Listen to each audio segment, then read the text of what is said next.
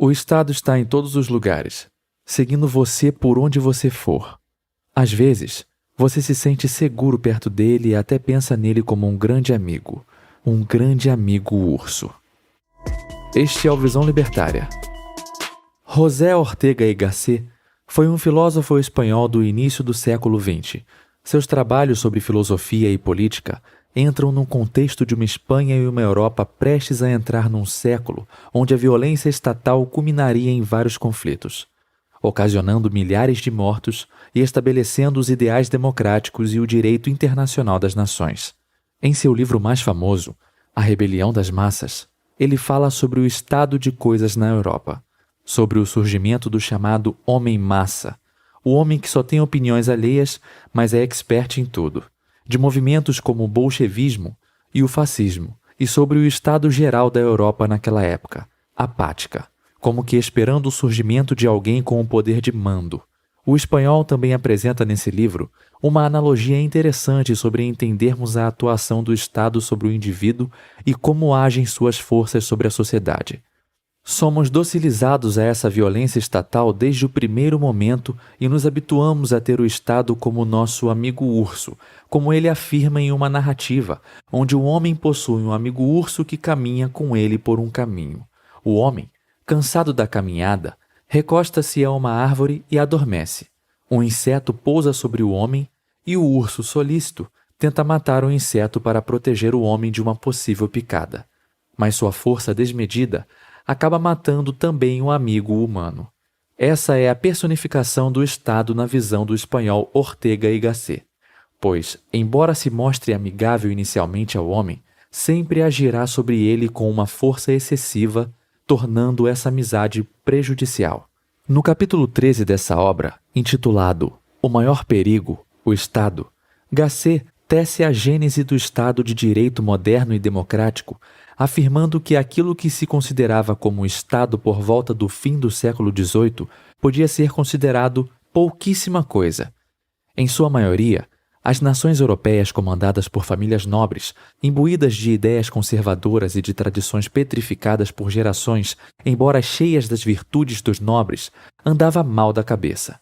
Ou seja, eram incapazes de acompanhar as mudanças técnicas que empurravam a civilização europeia para outro paradigma civilizatório e foram incapazes de inovar.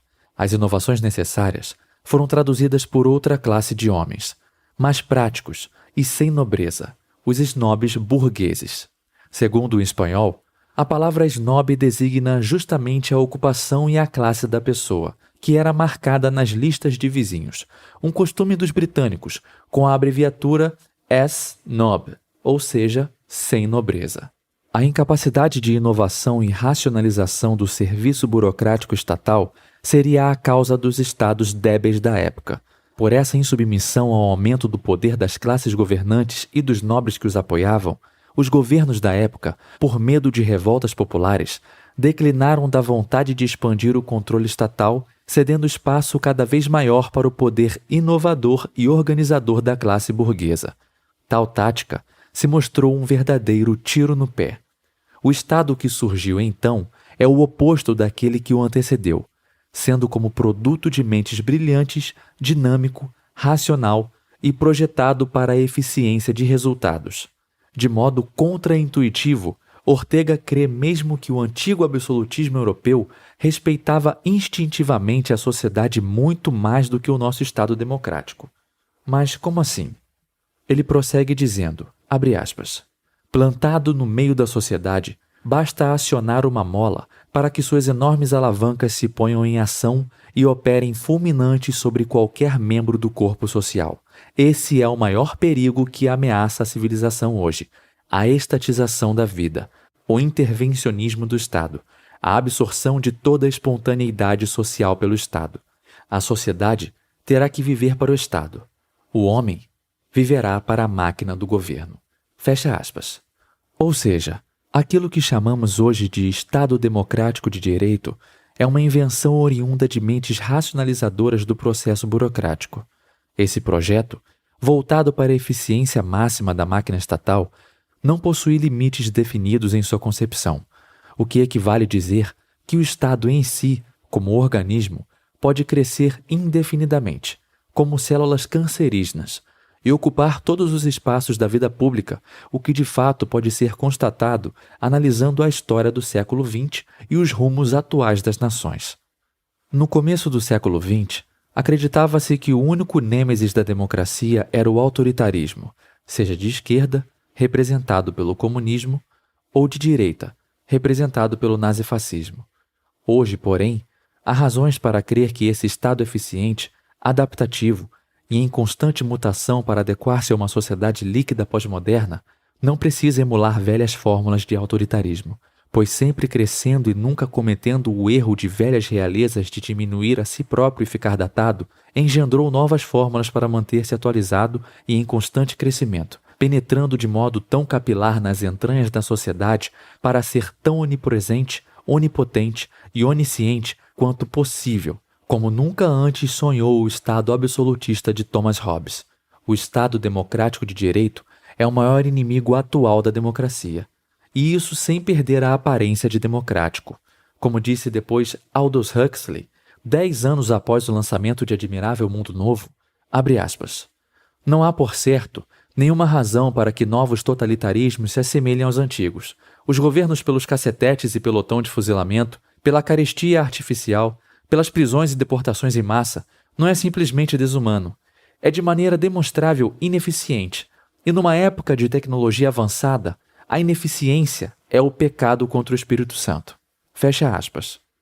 De fato, embora ouçam-se vozes esparsas aqui e acolá, clamando pela utopia unicórnica do Estado mínimo, o que vemos na prática, em todo o mundo dito democrático, é o inverso. O poder estatal está aumentando e muito no mundo dito democrático, e essa é uma tendência que atinge todos os níveis de sociedade.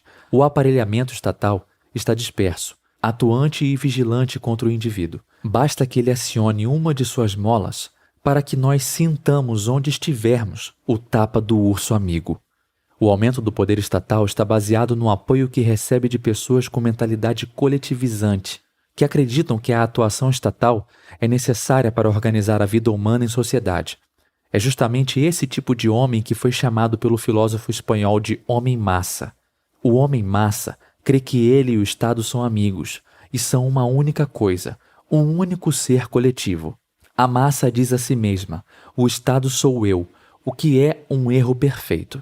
O visionário espanhol conclui dizendo que esse homem-massa ajudará a fazer com que o Estado funcione sob qualquer pretexto e a esmagar com ele toda a minoria criadora que o perturbe em qualquer instância, na política, nas ideias, na indústria. Não é exatamente isso que temos visto hoje em dia? Pessoas que se consideram perfeitamente democráticas, apoiando a violência estatal contra indivíduos sob pretextos sanitários e de segurança pública, liberais, entre aspas, que apoiam o uso do peso judicial de uma Suprema Corte contra opositores políticos por supostos crimes de opinião, passando por cima de tudo que está escrito no ordenamento jurídico.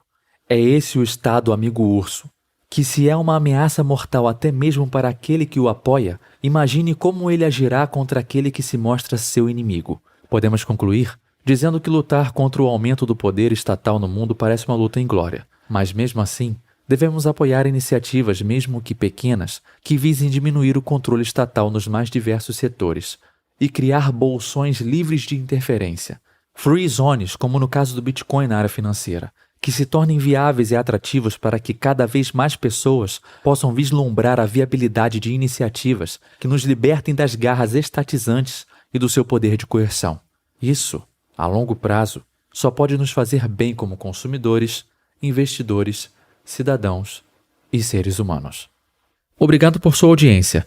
Esse artigo foi sugerido e escrito por Aldo Vieira, revisado por Donda e narrado por Rafael Dufra. Se você gostou desse vídeo, clique no ícone de curtir abaixo e compartilhe o vídeo em sua rede social. Se você deseja ser notificado de outros vídeos, clique em se inscrever e depois no ícone de campainha.